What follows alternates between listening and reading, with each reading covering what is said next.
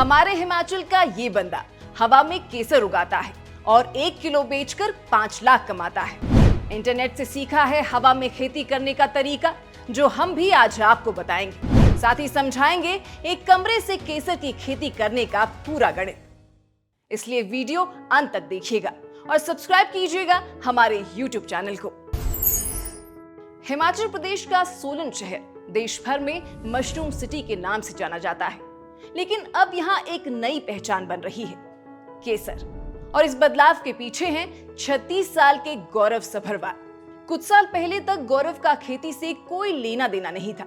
वो अपने पिता की जूतों की दुकान संभाल रहे थे। परिवार का गुजर बसर उसी से चलता था, लेकिन अचानक पिता के निधन के बाद जिम्मेदारियां उनके कंधों पर आ गई। कर्ज था, कारोबार भी ज्यादा मुनाफा नहीं दे रहा था और भविष्य धुंधला दिख रहा था। इसी दौर में उन्होंने इंटरनेट पर नए बिजनेस आइडियाज तलाशने शुरू किए। शुरू में उन्होंने मशरूम पर विचार किया, लेकिन सोलन में पहले से ही मशरूम की भरमार थी। तभी उन्हें एक अलग चीज दिखी, इंडोर सैफरन फार्मिंग, यानी एरोपोनिक्स तकनीक से केसर उगाना। ये वही केसर है जिसे दुनिया का सबसे महंगा मसाला कहा जाता है और जो आमतौर पर केवल कश्मीर की ठंडी जलवायु में उगता है। गौरव को लगा कि अगर ये कमरे के अंदर उगाया जा सकता है तो यही उनका मौका है। एरोपोनिक्स खेती का मतलब है मिट्टी के बिना खेती। इसमें पौधों को किसी ट्रे या रैक में रखा जाता है। जड़ें हवा में खुली रहती हैं और उन पर समय समय पर पोषक तत्वों की महीन फुहार की जाती है। गौरव ने करीब 300 वर्ग फुट के एक कमरे को खेती घर में बदल दिया। अंदर रैक लगाए गए, LED लाइट लगाई गई ताकि दिन रात का माहौल बनाया जा सके। ह्यूमिडिफायर लगाए गए ताकि नमी बनी रहे और तापमान नियंत्रित रखने के लिए एक सिस्टम लगाया गया।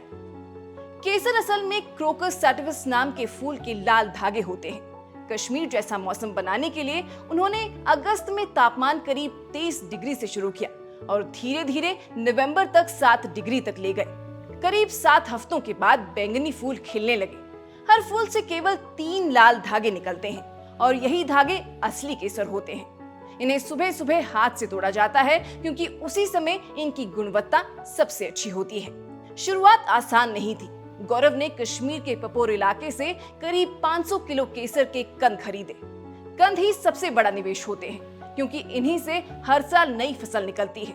उन्होंने करीब 10 लाख रुपए का निवेश किया, जिसमें सरकारी योजना के तहत ऋण भी मिला। पहली फसल आई तो करीब आधा किलो केसर निकला, लेकिन असली हैरानी तब हुई जब वो 1 महीने के भीतर 2.5 लाख रुपए में बिक गया। उन्हें समझ आ गया कि उन्होंने सही दिशा पकड़ ली है। अब इसका गणित समझिए।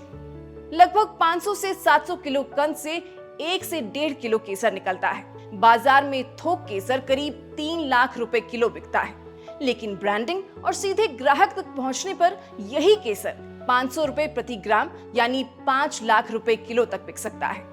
गौरव ने अपने ब्रांड शूलिनी सैफरन के नाम से पैकिंग शुरू की और ऑनलाइन प्लेटफॉर्म के जरिए ग्राहकों तक पहुंच बनाई। केसर की खेती का चक्र भी रोचक है। फूल आने के बाद कंद कुछ महीनों के लिए निष्क्रिय अवस्था में चले जाते हैं। मार्च से जुलाई तक वे आराम करते हैं और इसी दौरान एक कंद से 3 नए कंद बन जाते हैं। अगले साल यही नए कंद फसल देते हैं, यानी शुरुआती निवेश के बाद हर साल उत्पादन बढ़ता जाता है और लागत कम होती जाती है। एक कंद करीब 7 साल तक फसल दे सकता है। भारत में केसर की मांग बहुत ज्यादा है, लेकिन उत्पादन बेहद कम। सालाना मांग 100 टन से ऊपर है, जबकि उत्पादन कुछ टन ही हो पाता है। मौसम बदलाव और सीमित खेती क्षेत्र के कारण कश्मीर में उत्पादन घटा भी है। यही वजह है कि इंडोर केसर फार्मिंग अब एक बड़े अवसर के रूप में देखी जा रही है। गौरव ने इसी अवसर को पहचाना। आज वो सिर्फ किसान नहीं, एग्री उद्यमी बन चुके हैं। उन्होंने 30 से ज्यादा युवाओं को ट्रेनिंग दी है। लोग हिमाचल, पंजाब, यूपी, दिल्ली और यहाँ तक कि विदेशों से भी सीखने आते हैं। वो ट्रेनिंग में पूरी प्रक्रिया समझाते हैं। कंद कैसे चुनें, कमरे की सेटिंग कैसे करें, तापमान नमी कैसे नियंत्रित करें और बाजार तक कैसे पहुंचे। कई लोगों की उपज वो खुद खरीद कर बेचने में मदद भी करते हैं। कमरे में खेती का सबसे बड़ा फायदा ये है कि मौसम पर निर्भरता खत्म हो जाती है।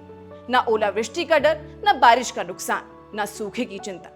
छोटे शहर ही नहीं, बड़े महानगरों में भी ये खेती की जा सकती है। यही वजह है कि अब लोग छतों, बेसमेंट और खाली कमरों को मिनी फार्म में बदल रहे हैं। हालांकि इसमें मेहनत भी कम नहीं है। फूल आने के मौसम में रोज सुबह जल्दी उठकर हाथ से तुड़ाई करनी पड़ती है। 1 किलो केसर तैयार करने के लिए हजारों फूलों से धागे अलग करने पड़ते हैं। फिर इन्हें सावधानी से सुखाकर एयरटाइट कंटेनर में रखना पड़ता है, क्योंकि समय के साथ इसका वजन कम होता है। आज गौरव का लक्ष्य सिर्फ पैसा कमाना नहीं है। वो चाहते हैं कि हिमाचल के युवा नौकरी ढूंढने के बजाय अपने घर से ही रोजगार शुरू करें। उनका मानना है कि आने वाले समय में हाई वैल्यू फसलें और टेक्नोलॉजी आधारित खेती ही पहाड़ी इलाकों की अर्थव्यवस्था बदल सकती है। मशरूम सिटी सोलन अब धीरे धीरे केसर के लिए भी पहचानी जाने लगी है और गौरव सभरवाल की कहानी हमें ये सिखाती है कि खेती खेतों तक सीमित नहीं है। अगर जानकारी, तकनीक और जोखिम उठाने का साहस हो तो एक छोटा सा कमरा भी लाखों की कमाई का जरिया बन सकता है।